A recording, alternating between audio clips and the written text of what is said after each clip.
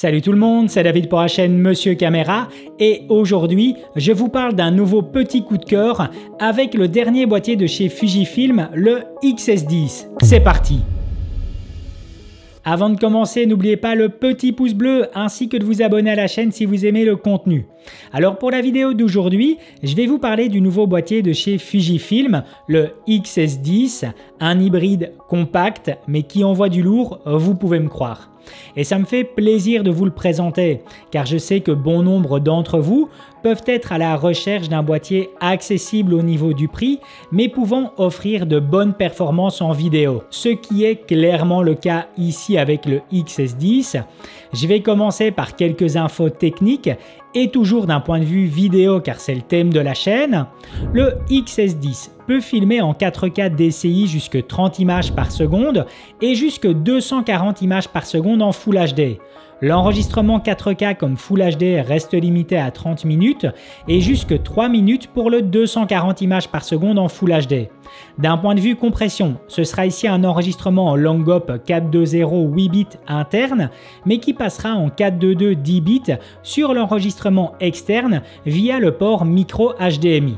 Du log est présent en enregistrement interne, mais aussi 18 simulations de films, dont le classique Eterna et le nouveau Bleach Bypass Eterna. Le capteur est stabilisé sur 6 axes avec une efficacité de 6 stops, le tout dans un boîtier de seulement 465 grammes. En ce qui concerne la prise en main, elle est très bonne par rapport à un boîtier de cette taille et l'ergonomie reste généralement bien pensée. Un mode caméra vidéo est directement présent sur la roue crantée de droite, offrant un menu spécifique à l'univers vidéo, ainsi que 4 personnalisations de configuration avec C1, C2, C3, C4, mais uniquement valable à ce jour pour le mode photo, ce qui est, je ne vous le cache pas, assez ennuyant car j'aurais aimé avoir ces 4 configurations à disposition pour la vidéo.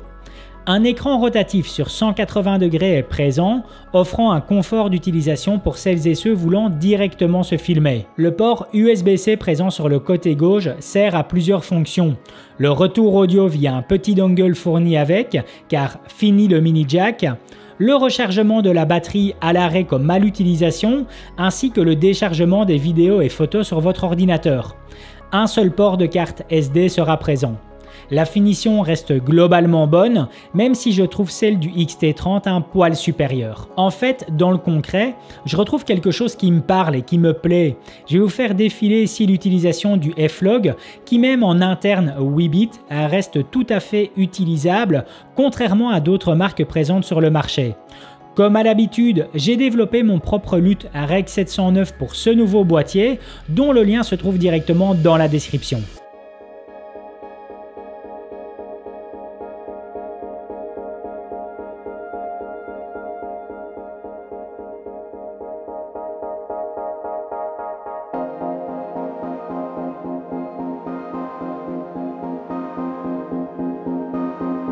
La stabilisation sur 5 axes fonctionne très bien lors de l'utilisation à main levée et particulièrement avec les optiques non stabilisées comme le 56 mm f1.2.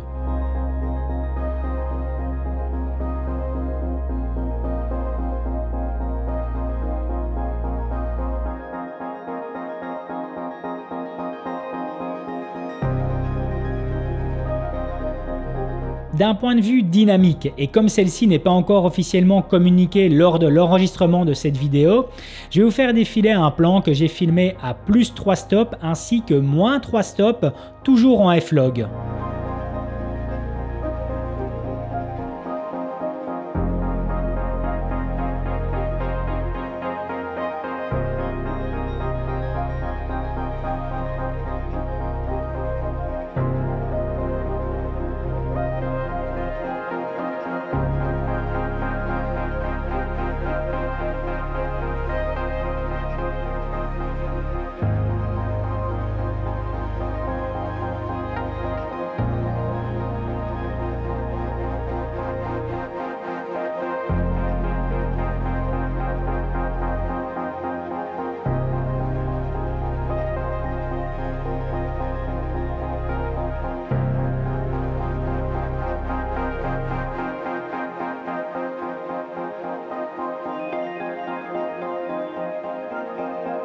Alors ceux qui me suivent depuis le début savent que je ne suis pas un grand fan de l'autofocus, mais voici quand même le résultat possible avec le dernier objectif 50 mm f1.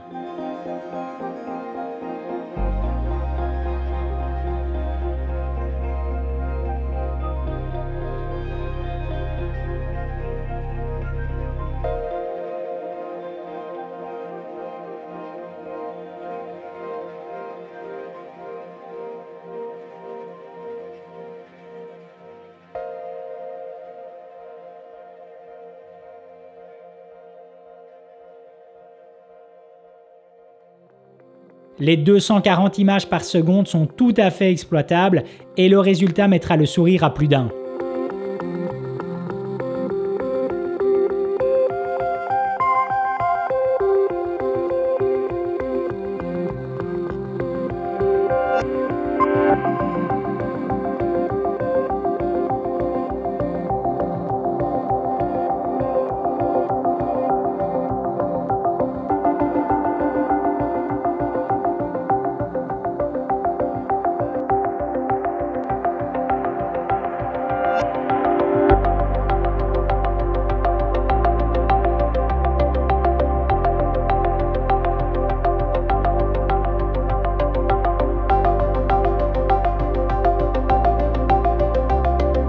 Tout comme avec le X-T4, je n'ai pas constaté de problème de chauffe lors de l'enregistrement en continu et l'autonomie reste très bonne sans pouvoir exactement vous quantifier celle-ci. Au final, tout comme avec le Fujifilm X-T30, j'apprécie énormément ce petit hybride qui peut offrir beaucoup.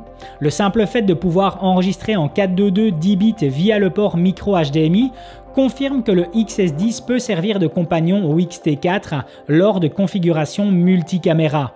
Le F-Log reste toujours aussi qualitatif et utilisable en 8 bits. La dynamique est tout à fait correcte avec une utilisation à 100% exploitable sur plus et moins de stops et passera même en cas de nécessité sur moins et plus 3 stops. J'aurais par contre voulu que l'ergonomie soit exploitable de la même façon en vidéo qu'en photo. Avoir C1, C2, C3 et C4 uniquement présents pour la photo est assez frustrant.